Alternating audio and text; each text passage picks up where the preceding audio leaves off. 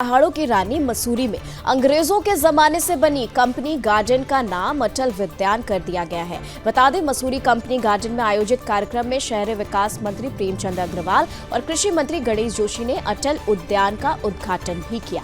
Mussoorie BJP के पूर्व मंडल अध्यक्ष मोहन पेटवाल ने कैबिनेट मंत्री प्रेमचंद अग्रवाल और गणेश जोशी का शॉल और फूल भेंट कर स्वागत किया। इस मौके पर कैबिनेट मंत्री प्रेमचंद अग्रवाल और गणेश जोशी ने कहा है कि मसूरी का अटल गार्डन पूर्व प्रधानमंत्री अटल बिहारी वाजपेयी को समर्पित है। उन्होंने ये भी कहा कि अटल गार्डन में जल्द ही अटल जी की आदमकद मूर्ति भी स्थापित की जाएगी। उन्होंने बताया कि अटल जी ने उत्तराखंड का निर्माण किया था और आज उनके सपनों को प्रधानमंत्री मोदी पूरा कर रहे हैं। उन्होंने कहा कि उत्तराखंड का लगातार विकास किया जा रहा है। मुख्यमंत्री धामी के नेतृत्व में कई योजनाओं के तहत उत्तराखंड का विकास हो रहा है। सड़कों के जाल बिछाए जा रहे हैं और नए पर्यटन स्थल विकसित किए जा रहे हैं। शहरी विकास मंत्री प्रेमचंद अग्रवाल ने कहा कि प्रदेश में जल्द नगर निकाय चुनाव होंगे।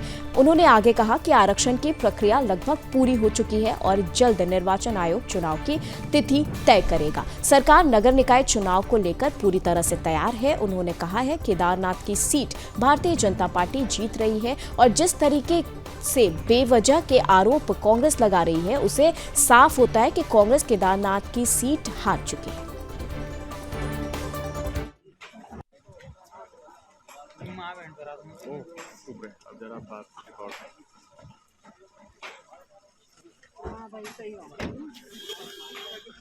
देखिए, आज एक मेरा बहुत बड़ा सपना पूरा हुआ है। भारतीय जनता पार्टी के संस्थापकों में एक अजात शत्रु, भारत रत्न और उत्तराखंड राज्य के निर्माता जिन्होंने इस राज्य का निर्माण किया है, आज उनके नाम पर ये गुलामी के प्रतीक अपने गार्डन का नाम चेंज कर अटल पार्क रखा गया है। और जब लोग अटल पार्क को देखने आएंगे, अटल जी का चित्र बाहर देखेंगे, तो जैसा कि प्रेम जी अपने उसने कहा, उनके दिल में उनकी मूर्ति साकार होगी और यही इस व्यक्ति को सच्ची श्रद्धांजलि होगी। और मैं सौभाग्यशाली हूं कि इस काम को मैं आज कर पाया हूं। बिल्कुल, हम चुनाव की तरफ बढ़ रहे हैं। हमारा आरक्षण का जो विषय है लगभग अंतिम चरण में है। जैसे ये पूरा होगा तो हम चुनाव कार्यक्रम जारी करेंगे। फिर हमारा निर्वाचन आयोग उसकी तिथि घोषित करते ही हम आचार संहिता लगने के बाद पूरे प्रदेश भर में निकाय चुनाव हम जल्द कराएंगे।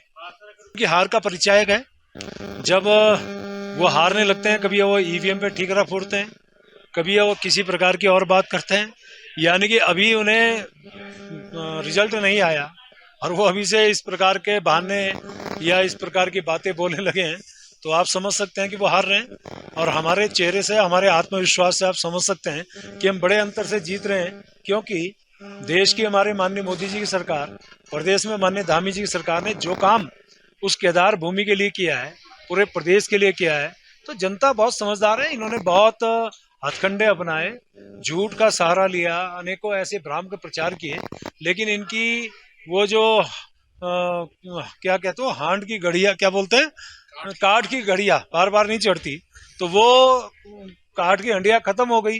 तो इसलिए भारतीय जनता पार्टी की ये सीट बड़े अंतर से हम लोग जीत रहे हैं।